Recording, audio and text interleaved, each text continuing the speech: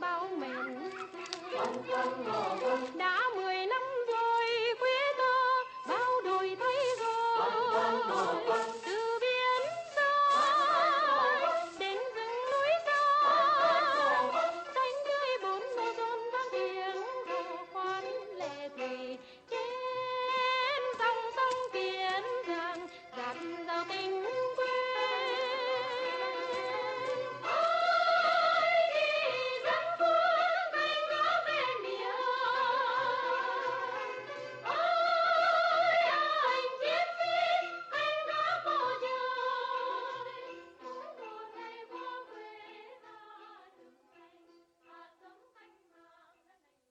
When the Second World War was over, we were the one great power in the world.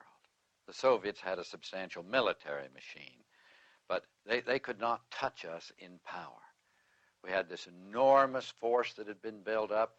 We had the greatest fleet in the world. We'd come through the war economically sound. And I think that in addition to feeling a sense of responsibility, we also began to feel the sense of a world power that possibly we could control the future of the world.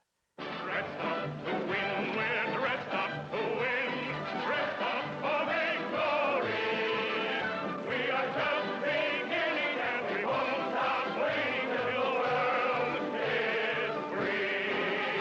This time we will all make certain that this time is the last time. This time we will not say curtain till we bring it down in their own hometown. For this time we are out to finish the job we started then. Clean it up for all time this time, so we won't have to do it again. Our vision of progress is not limited to our own countries. We extend it to all the peoples of the world.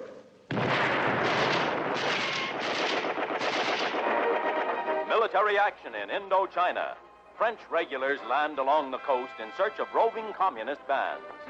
For France, it represents a tremendous sacrifice of manpower and financial resources. Without American help, the burden would be too great.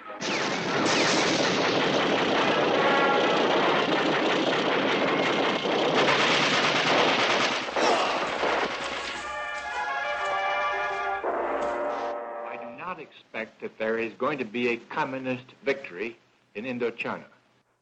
Nous étions au Quai d'Orsay et Foster Dulles se rendait à Genève où j'allais le rejoindre 2 jours après.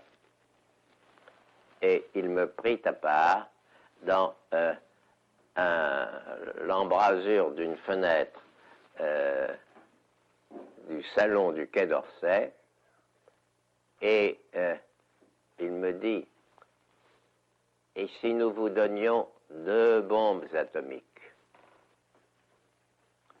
Je suis le seul témoin, nous étions 2. I affirm, the Senator, Secretary Dallas offered me 2 atomic bombs. 2, neither 1, neither 3, 2.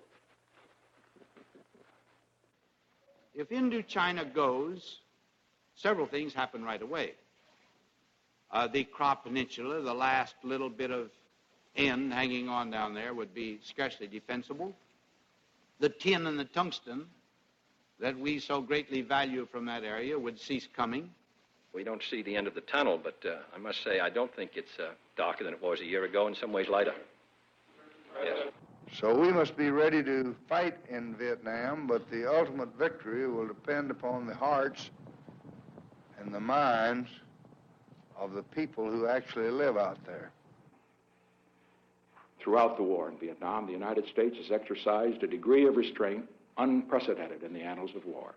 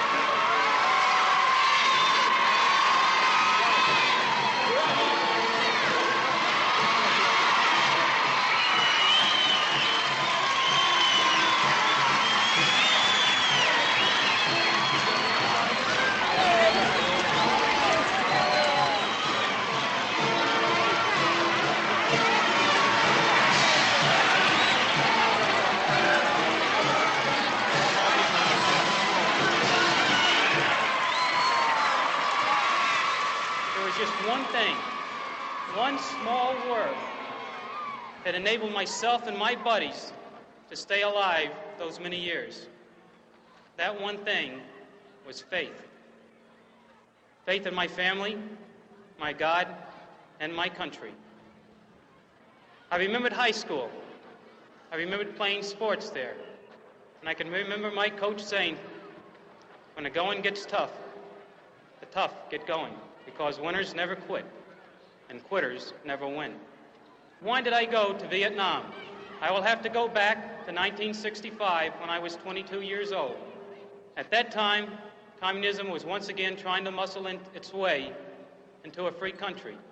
I know of no communist analysis or non-communist analysis that would assert that there's a majority of the people in that country that want to be communist. Why do they need us, then? Because they were subjected to military attack from outside.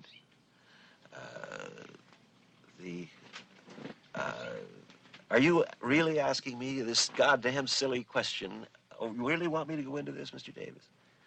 I mean, you know, we really got to go back to fundamental. You want me to just go back to the origins of this thing, then?